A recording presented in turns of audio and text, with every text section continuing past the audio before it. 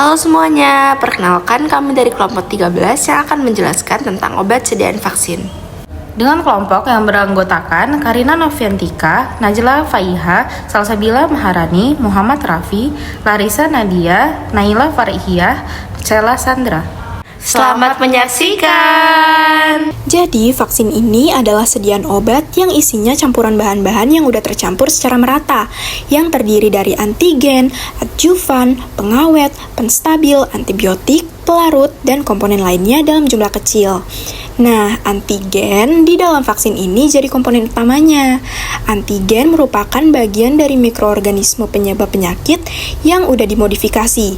Jadi, antigen ini bisa merangsang sistem imun tubuh kita supaya kenal dan siap melawan penyakitnya, tapi tanpa bikin kita beneran sakit. Vaksin tifoid itu penting banget untuk mencegah demam tifoid, yaitu penyakit infeksi yang disebabkan oleh bakteri Salmonella typhi. Di Indonesia, ada 3 jenis vaksin tifoid yang biasa dipakai, yaitu vaksin V. polysaccharida, vaksin konjugat VDT, dan vaksin oral TY21A. Vaksin telah menyelamatkan juta nyawa setiap tahunnya. Tapi, tahukah kamu bagaimana vaksin itu dibuat?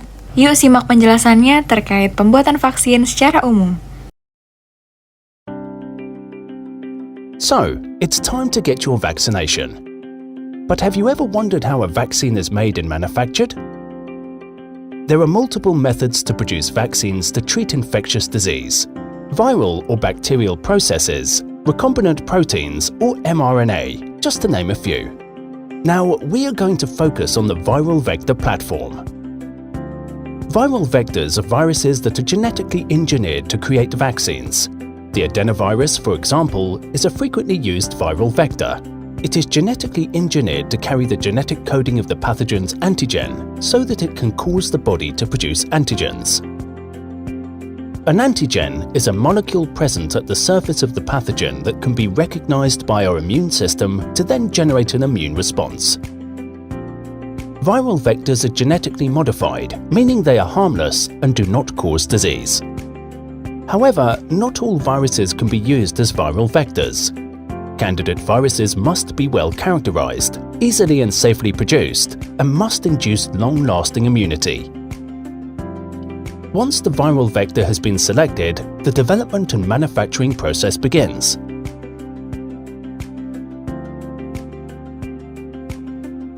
We can do this easily as we know the host cells, how to infect them, how the virus multiplies in a bioreactor, and how to purify the viral vector. For each disease, the manufacturing process remains mostly the same, but the genetic information inserted in the viral vectors differs. This allows for faster development of new vaccines. Producing the vaccine candidate is only one of the steps in the challenge. The vaccine must now go through rigorous regulation and clinical trials to evaluate its efficacy and safety. Once approved, the vaccine is ready for patients. When the vaccine is injected into a patient, the viral vector enters the cell and uses it to produce the antigen, converting the body into a mini factory. The immune system then recognizes and memorizes this antigen, which prevents further infection as your body knows how to fight the pathogen. To learn more about vaccine process development and manufacturing, visit our website www.sartorius.com/vaccine-development.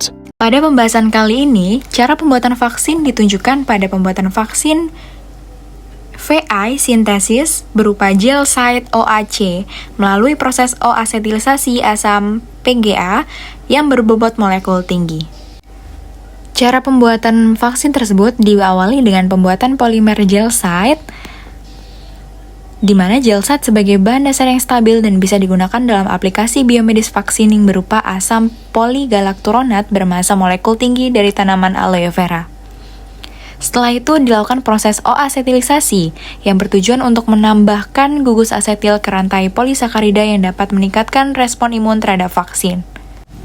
Setelah dilakukan proses O-asetilisasi, kemudian dilakukan uji imunogenisitas dan proteksi pada hewan uji, di mana digunakan tikus bulb, atau si betina diuji dengan diberikan gel site OAC atau vaksin VI komersial dengan dosis 2,5 mikrogram per tikus dengan injeksi intramuskular sebanyak 50 mikroliter. Kemudian dilakukan uji booster, yaitu dengan menginjeksikan vaksin pada tikus sebanyak 2 kali dengan selang waktu 4 minggu.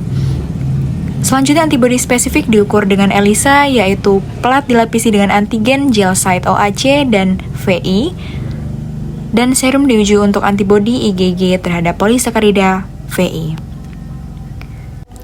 Selanjutnya dilakukan uji tantang atau challenge test dengan tujuan dari proses ini yaitu menilai efektivitas perlindungan imun yang diberikan oleh vaksin gel site OAC terhadap infeksi bakteri Salmonella typhi pada model hewan tikus, bulb atau C. Cara pengujian dari uji tantang ini yang pertama adalah persiapan vaksin dan tikus, lalu imunisasi tikus, uji tantang dengan bakteri patogen, dan pemantauan dan evaluasi. Antigen yang sudah siap untuk digunakan selanjutnya akan diformulasikan dalam bentuk sediaan vaksin dan tentunya dalam kondisi steril atau aseptis sesuai dengan standar Good Manufacturing Practice atau GMP. Langkah yang dapat digunakan dalam formulasi sediaan vaksin ini yang pertama adalah mensterilkan seluruh alat atau bahan yang digunakan dalam ruang sterilisasi atau gray area. Kemudian semua alat tersebut dipindahkan melalui transfer box ke dalam ruang pencampuran atau white area. Selanjutnya penimbangan setiap bahan yang akan digunakan dalam ruangan gray area. Selanjutnya dilakukan pencampuran bahan di ruangan white area, di mana seluruh bahan disiapkan dengan cara menyiapkan larutan dengan menggunakan tangki stainless steel berlapis kaca, kemudian menambahkan sekitar 90% dari volume akhir dengan air untuk injeksi atau water for injection, lalu alirkan gas nitrogen ke dalam air untuk menjaga keawetan dan mencegah oksidasi. Selanjutnya, tambahkan dan larutkan bahan satu persatu, yaitu vaksin gel site OAC, sodium klorida, disodium fosfat dihidrat, monobasa natrium fosfat, lalu aduk hingga homogen. Selanjutnya dilakukan penyetelan pH dengan mengukur dan menyesuaikan pH hingga pH sesuai, yaitu antara 2,5 hingga 4,9. Untuk sterilisasi sediaan dilakukan penyaringan larutan melalui filter membran 0,22 mikrometer. Selanjutnya dilakukan pengisian vaksin dalam ruangan pengisian aseptik, di mana larutan vaksin dimasukkan ke tangki pengisi. Lalu, melalui sistem pompa atau piston, vaksin akan ditransfer ke vial steril dengan volume sesuai dosis.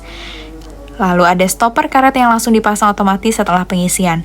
Selanjutnya, pada ruangan pelabelan dan evaluasi, dilakukan penyegelan pada vial dengan aluminium seal, biasanya dengan flip-off cap untuk memudahkan penggunaan.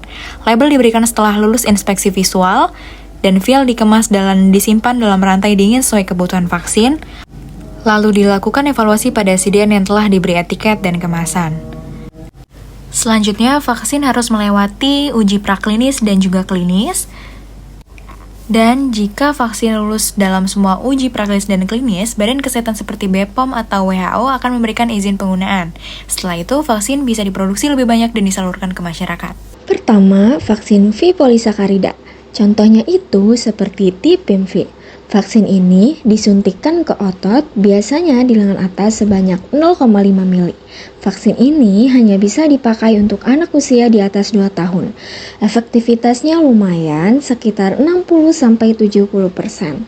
Vaksin ini harus diulang tiap 2-3 tahun sekali supaya tetap terlindungi. Tapi vaksin ini belum cocok buat anak di bawah 2 tahun, karena sistem imunnya belum siap untuk merespon vaksin ini dengan baik. 2. Vaksin konjugat VDT. Nah, ini versi yang lebih baru. Contohnya, BioTCVR. Vaksin ini bisa dipakai sejak usia 6 bulan sampai dewasa. Dosisnya sama kayak yang sebelumnya, yaitu 0,5 mili lewat suntikan ke otot. Kelebihan vaksin ini, dia tuh ngasih perlindungan yang lebih kuat dan lebih lama. Jadi, bagus banget buat anak-anak kecil, karena bisa mulai imunisasi lebih awal. 3. Vaksin oral TY21A. Kalau yang ini beda sendiri. Bentuknya itu kapsul yang diminum, bukan disuntik. Diberikan ke anak usia di atas 6 tahun dan juga orang dewasa. Nah, cara pemakaiannya diminum sebanyak 4 kali dalam 7 hari. Tepatnya di hari ke-1, 3, 5, dan 7. Minumnya harus 1 jam sebelum makan dan pakai air biasa. Jangan yang panas atau dingin banget, cukup suhu ruangan saja. Tapi vaksin ini nggak cocok buat anak di bawah 6 tahun, ibu hamil, orang yang daya tahan tubuhnya lagi lemah, atau orang yang sedang minum antibiotik, karena bisa ngaruh ke efektivitas vaksinnya. Oke, selanjutnya kita ke indikasi penggunaan vaksin. Jadi apa sih indikasi penggunaan vaksin itu? Khususnya pada kasus kali ini adalah untuk demam tifoid. Jadi pada demam tifoid, vaksin sendiri itu diindikasikan untuk mencegah demam tifoid itu sendiri terjadi, untuk mencegah timbulnya respon ataupun infeksi daripada demam tifoid tersebut. Nah, terdapat 2 vaksin pada contoh kali ini, yaitu vaksin polisakarida 6 parenteral dan TY21A oral. Nah, bagaimana sih spesifikasinya vaksin tersebut mencegah daripada demam tifoid? Nah, untuk vaksin polisakarida 6 itu dia memberikan perlindungan dengan cara menimbulkan antibodi terhadap antigen 6. Namun, vaksin ini masih tidak dapat memberikan perlindungan silang kepada beberapa serotipe seperti Salmonella paratipi A dan Salmonella paratipi B.